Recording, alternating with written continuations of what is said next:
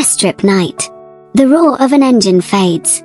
Captain Adeline steps off the plane, boots striking the tarmac. In the shadows, Major Jules grips the railing, eyes locked on her. Adeline. War takes lives. But sometimes, it steals love first. And some loves never return. A flare cuts across the sky, bathing the airstrip in crimson. Shadows twist across Adeline's face. She freezes, sensing something in him, a secret heavy enough to either destroy them or bind them together. Jules shifts, hand twitching as if to reach for her. He stops. A helicopter hums in the distance, rattling the ground. A dog barks, then silence until a lone figure slips through the dark, unseen. Adeline steps forward, wind tossing her hair. Her voice is a whisper sharp as glass. Adeline. Why now, Jules? After all these years. Why appear when I thought I'd buried you in the past? Jules steps into the light, regret and longing carved across his face. Jules. Because the war isn't over. Not out there, not between us. Beat. Adeline. I never stopped looking for you. Adeline's fists clench. Adeline. You disappeared. For years. No letters. No calls. Nothing but questions. Another flare explodes overhead. In the distance, shadows move near the hangars. Jules's hand drifts toward his sidearm. Jules. That's not why I left. And it's why I'm here now. The wind howls, scattering papers and dust. Adeline steps closer, trembling between fury and longing. Adeline. Then tell me why. Jules swallows, eyes haunted. Jules. There was a mission. I couldn't tell you. Lives were lost, including someone you loved. Adeline's heart drops. Adeline. My brother. Jules. I thought I was protecting you. But I failed. A helicopter roars overhead, spotlight sweeping. Adeline steps back, torn. Adeline. You ruined everything, Jules. And yet, here you are. Gunfire rips through the night. Both duck, instincts taking over. Jules. Stay behind me. They sprint across the tarmac, dodging sparks. Adeline steals a glance at him, the man who left her, the man who just saved her. Adeline. You're still the same reckless idiot I fell in love with. Jules. Some things never change. Thank God. They dive behind a fuel crate, pressed close, the world exploding around them. Adeline. I don't know if I can forgive you. Jules. Then let me prove it. This time. I won't run. Figures close in. Jules seizes Adeline's hand. Jules. We move together. Now. They dash through fire and chaos, side by side, unspoken promises burning between them. Mission debrief morning. The room hums with chatter and air conditioning. Adeline sits at the far end, notebook open. Jules enters professional, composed, but his eyes betray him when they meet hers. A spark, silent but electric. Mess hall evening. The air smells of coffee and warm meals. Officers laugh, but Adeline's eyes lock on Jules as he enters. She leans forward, voice trembling. Adeline. You left without a word. Do you know what that did to me? Jules. Orders. And a secret I couldn't tell you. The room buzzes, but around them only silence, past and present colliding. Forest ambush night.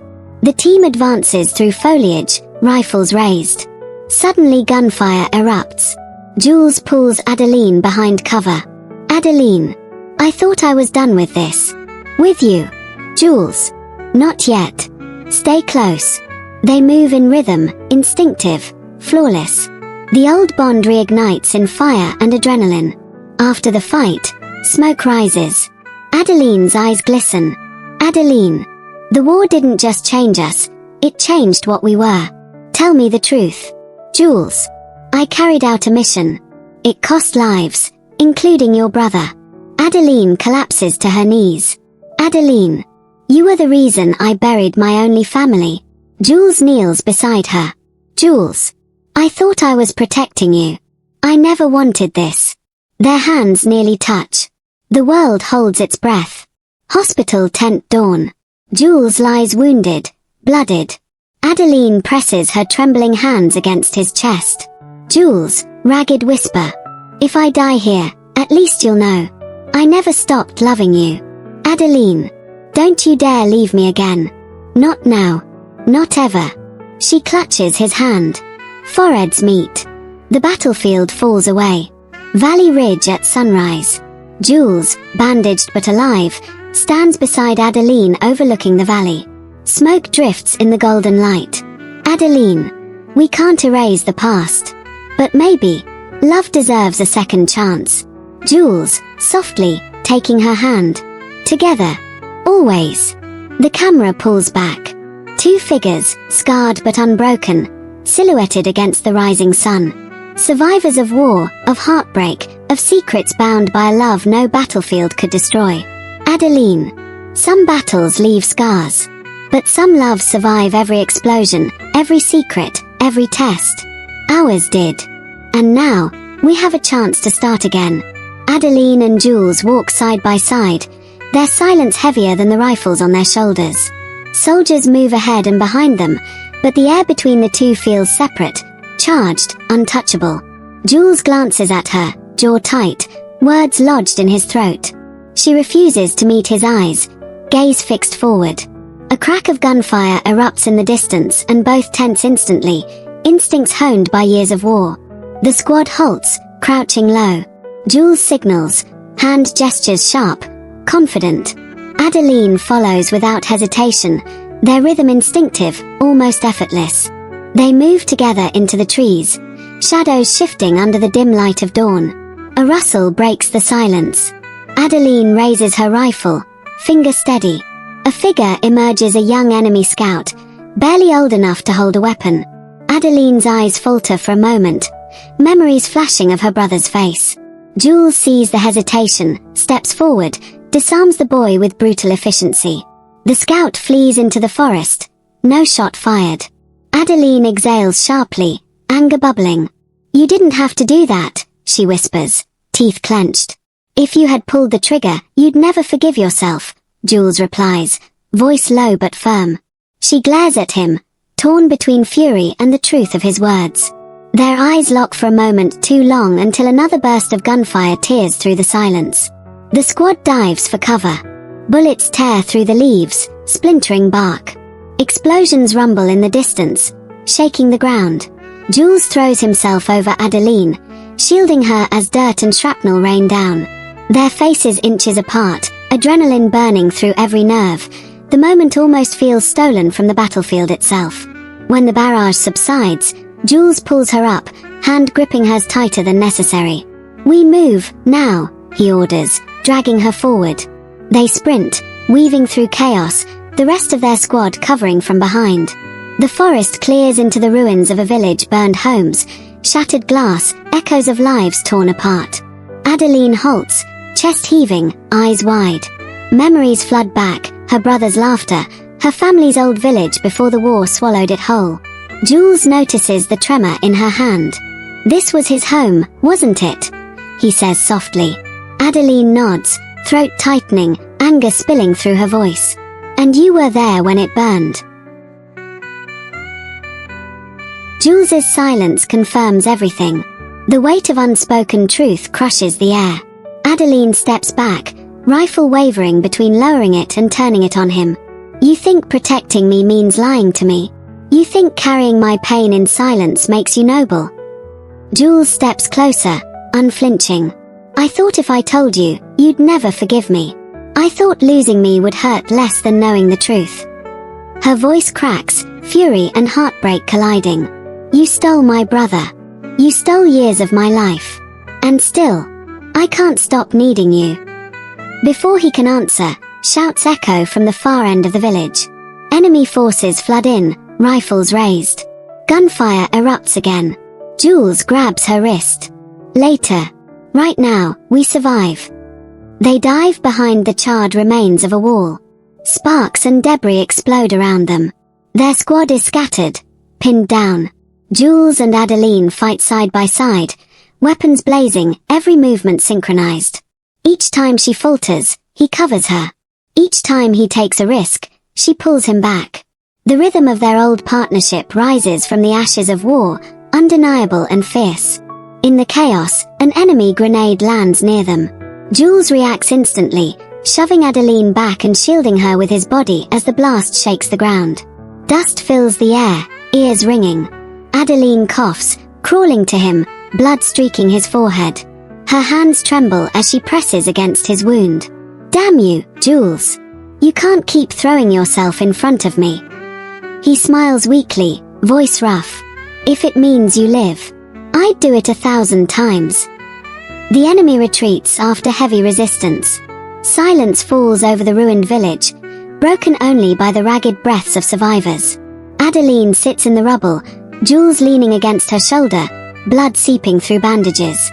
For the first time, she doesn't push him away. Her hand rests on his chest, feeling the fragile beat of his heart.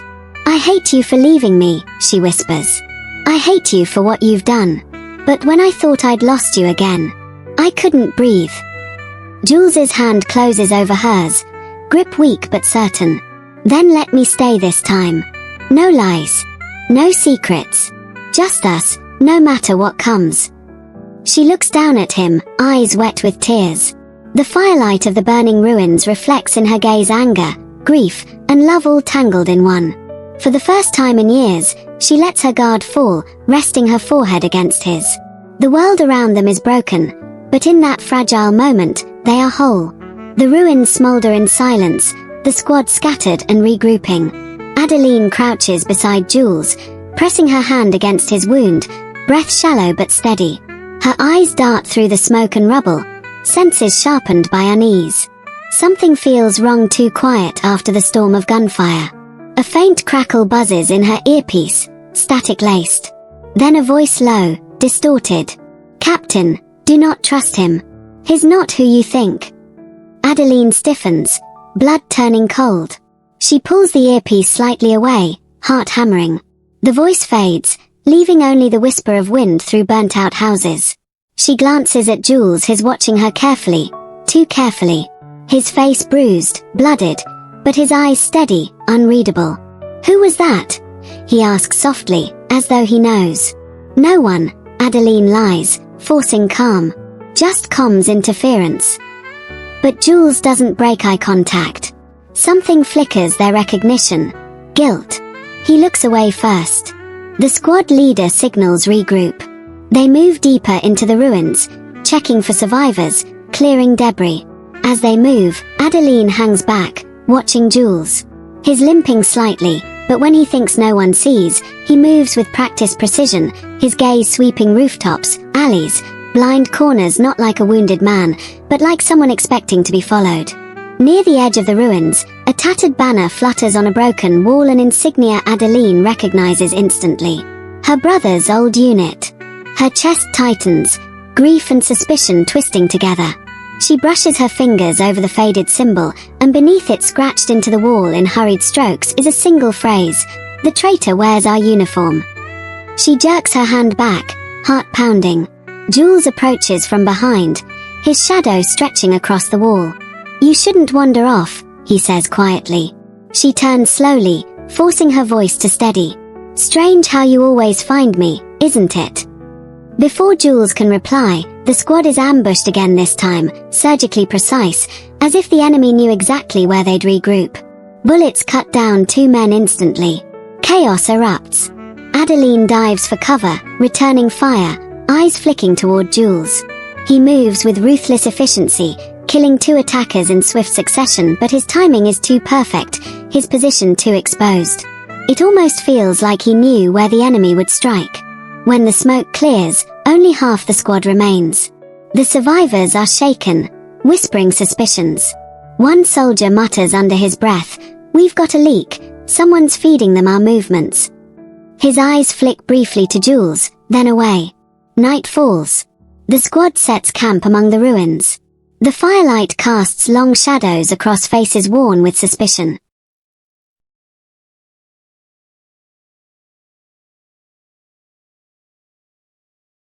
Jules sits apart, cleaning his weapon, expression closed, unreadable.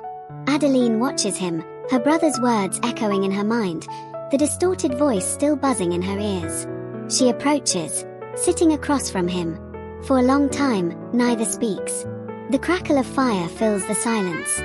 Finally, Adeline leans forward, her voice a whisper. "Tell me the truth, Jules. Were you really on a mission all those years ago?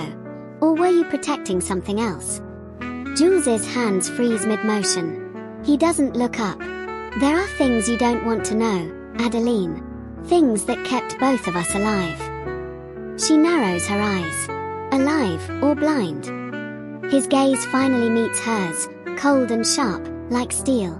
"If you dig deep enough, you'll find answers. But you may not survive them." The wind howls through the ruins, scattering ash like ghosts of the dead. In the distance, a figure watches from the ridge, a sniper, scope trained not on the squad, but on Jules. The lens catches firelight, a brief flash of crimson. And in Adeline's earpiece, the distorted voice returns. "Captain, tomorrow, you'll know the truth. Watch the Major. He's not your savior.